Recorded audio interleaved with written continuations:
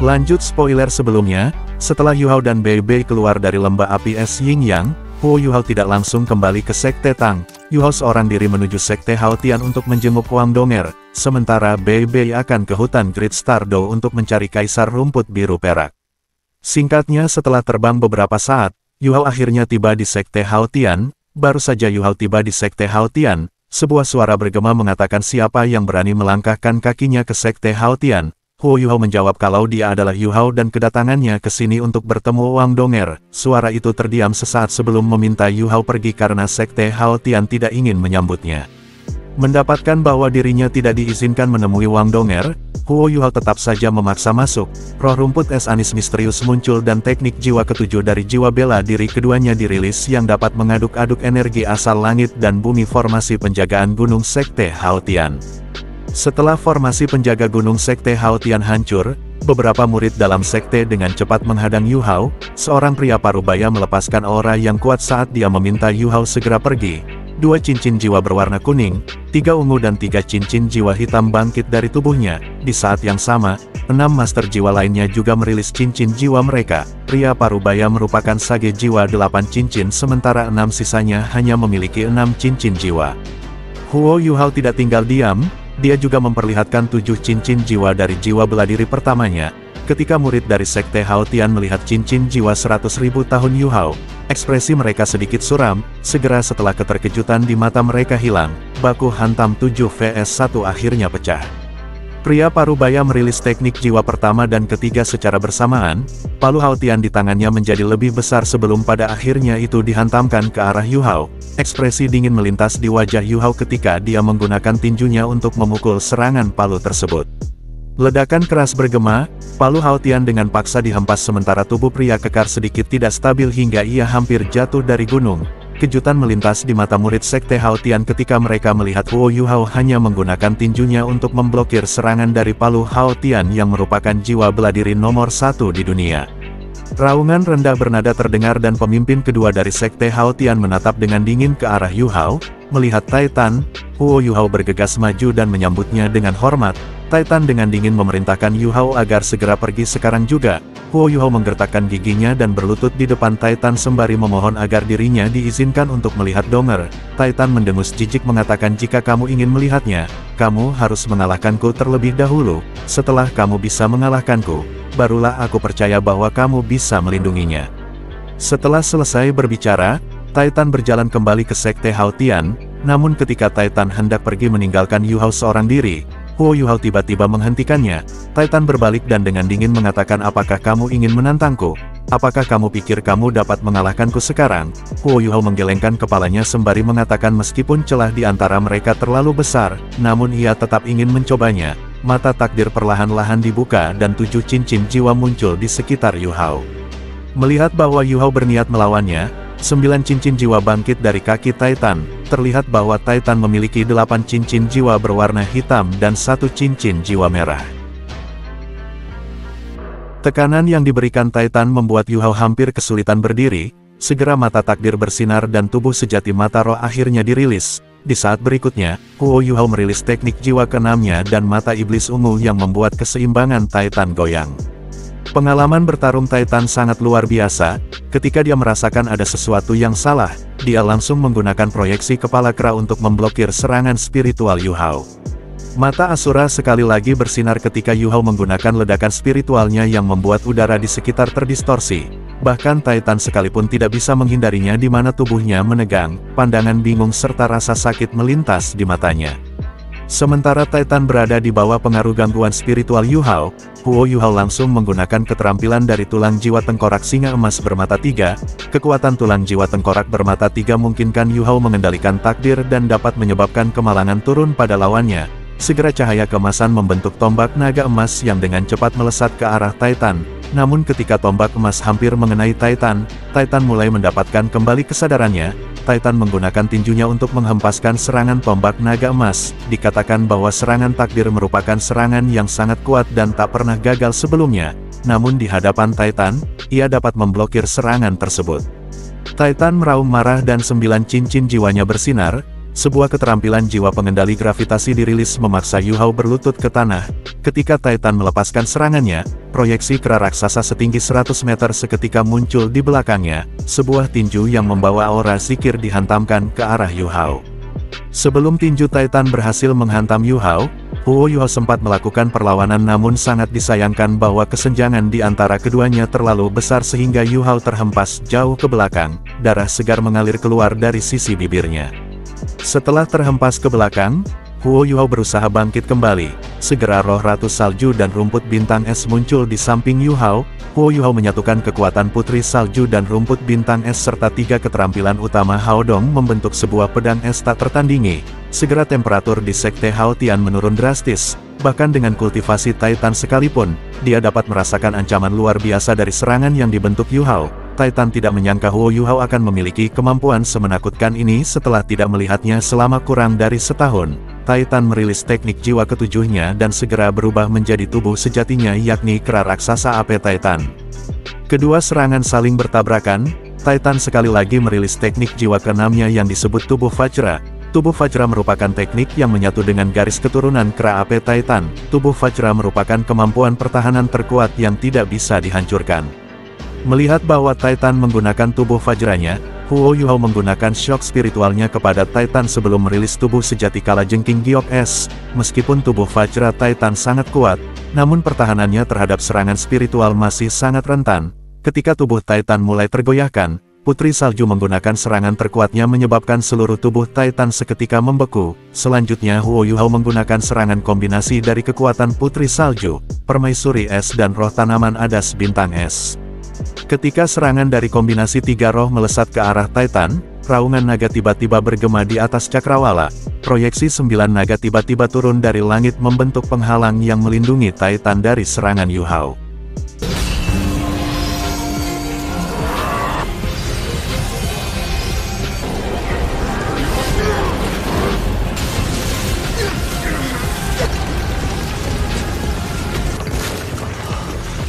Huo Yu Hao yang telah menggunakan seluruh kekuatannya kini telah kehabisan kekuatan jiwa sehingga tubuhnya terjatuh ke tanah. Sementara itu di sisi Titan, jika bukan karena Niu Tian yang telah membantunya memblokir serangan terakhir Yu Hao, Titan kemungkinan akan mengalami cedera serius. Niu Tian memarahi Titan yang sedari awal meremehkan Yu Hao sehingga dia hampir terluka parah. Wajah Titan sedikit memerah ketika dia beralasan bahwa sebelumnya dia hanya menggunakan 30% dari kemampuannya. Pada awalnya Titan berpikir bahwa Yu Hao tidak akan mampu menyakitinya, namun siapa yang menyangka bahwa Yu Hao akan memiliki kemampuan seperti itu hanya dalam waktu beberapa bulan. Niu Tian mendengus dan berkata bahwa Yu Hao adalah orang yang dipilih Tang San sehingga dia pasti memiliki beberapa keunikan. Setelah selesai berbicara, Niu Tian segera membawa Yu Hao memasuki Sekte Hao Tian. Singkatnya setelah Yu Hao siuman, dia merasakan rasa sakit yang menusuk ke seluruh tubuhnya. Niu Tian berjalan masuk dari pintu sembari memerintahkan Yu Hao agar tidak banyak bergerak. Huo Yu Hao bertanya mengatakan apakah dia berhasil mengalahkan Titan. Wajah Niu Tian sedikit suram karena sebuah alasan yang tidak diketahui ketika dia mendengus mengatakan bahwa Yu Hao benar-benar tidak tahu batas. Mengingat kemampuannya saat ini, bagaimana mungkin dia bisa mengalahkan Titan, jika bukan karena fakta bahwa Titan dengan sengaja menahan kekuatannya. Dapat dipastikan bahwa Yu Hao akan binasa hanya dengan satu serangan. Huo Yu Hao yang sangat merindukan Wang Donger lantas meminta kepada Niu Tian agar dirinya diizinkan bertemu dengan Wang Donger. Niu Tian melambaikan tangannya dan kekuatan lembut ditransmisikan ke tubuh Huo Yu Hao ketika Niu Tian meminta agar Yu Hao beristirahat terlebih dahulu. Niu Tian mengatakan bahwa dia bukannya tidak ingin membiarkan Yu Hao menemui Wang Donger. Niu Tian menjelaskan bahwa Wang Donger sudah tidak berada di Sekte Hao Tian lagi. Sebuah kejutan melintas di mata Yu Hao. Dia dengan cepat bertanya apakah Wang Donger sudah pulih dari komanya. Niu Tian menjawab kalau Wang Donger memang telah terbangun beberapa waktu lalu namun dia mengalami lupa ingatan setelah dia terbangun. Niu Tian menjelaskan bahwa alasan dia tidak ingin Yu Hao menemui Wang Donger karena Donger telah lupa segalanya termasuk Yu Hao. Saat itu ayahnya kembali untuk mengobatinya dan membawa Wang Donger pergi bersamanya.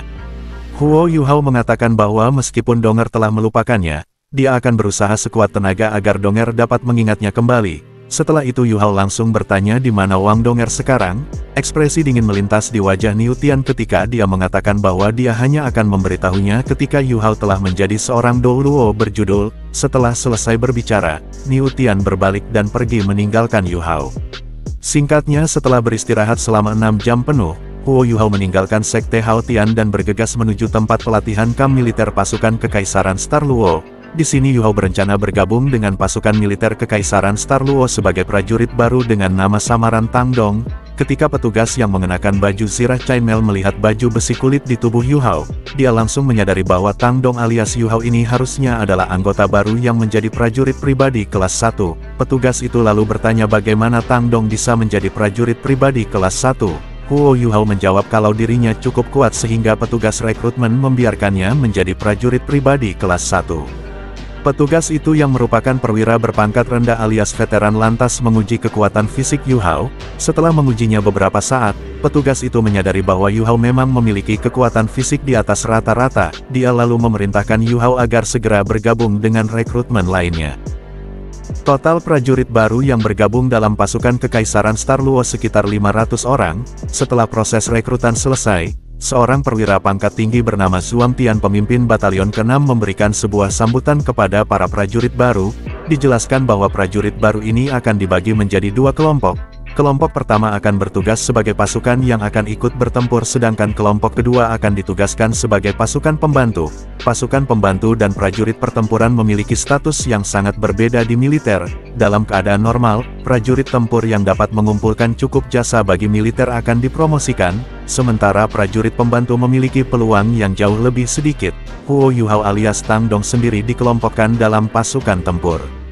Dari 500 rekrutan baru, 300 diantaranya menjadi prajurit tempur sementara 200 sisanya ditugaskan sebagai prajurit pembantu.